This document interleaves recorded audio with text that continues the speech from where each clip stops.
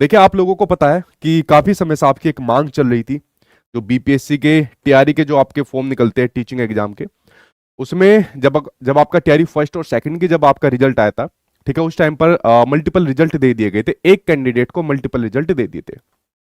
यानी फर्स्ट से लेकर 12 तक की जितनी भी आपकी पोस्ट होती है, तो एक कैंडिडेट का एक से ज्यादा जगह पर उसका सिलेक्शन हो जाता है। चाहिए उसको एक सीट, लेकिन उसको मिल जाती है कई सारी सीट, ठीक है, कई सिलेक्शन उसको मिल जाते हैं। तो एक के अलावा बाकी जितना सिलेक्शन हो जाता है वो सब वेस्ट हो जाता है।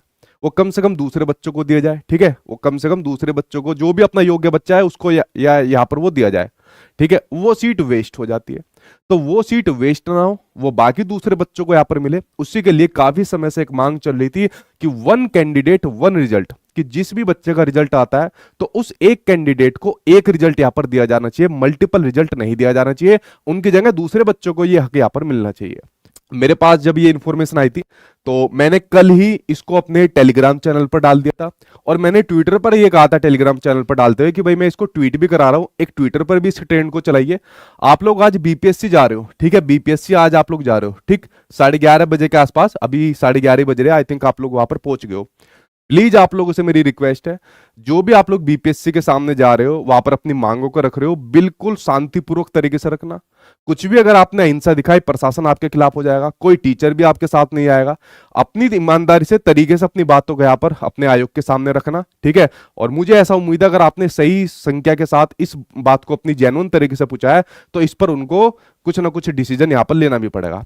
और देखिए, ये सिर्फ आपके बिहार वाले बच्चों की भी जिम्मेदारी नहीं है, ठीक है, ये सिर्फ आपके बिहार वाले बच्चों की भी जिम्मेदारी नहीं है, जो आपका अदर स्टेट के जो कैंडिडेट है, ठीक है, जो आपके अदर स्टेट के जो कैंडिडेट है, भाई मान लीजिए आप लोग नहीं जा सकते, आज बीपीएससी में नहीं जा सकते आप लोग, तो कम से कम ट्विटर पर ट्वीट तो कर सकते हो आप लोग, इतना तो आप लोग कर सकते हो।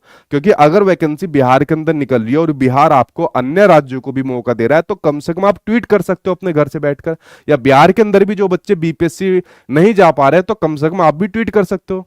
जो जा रहे हैं वो अपना जाइए, अच्छी संख्या में जाइए, शांतिपूर्वक तरीके से अपनी बातों को रखिए, आयोग को अपने पॉइंट यहाँ पर गिनवाइए। और जो नहीं जा पा रहे हैं, ठीक है, जैसे मैंने कहा अदर स्टेट के कैंडिडेट है, तो भाई ट्विटर पर इसको ट्रेंड कराओ। मैंने कल ये ट्वीट करा था, hash one underscore candidate underscore one underscore result, यानी one candidate one result, hash पहले लगा देना वन, फिर अंडरस्कोर, फिर कैंडिडेट, फिर अंडरस्कोर, फिर वन, फिर अंडरस्कोर, फिर रिजल्ट।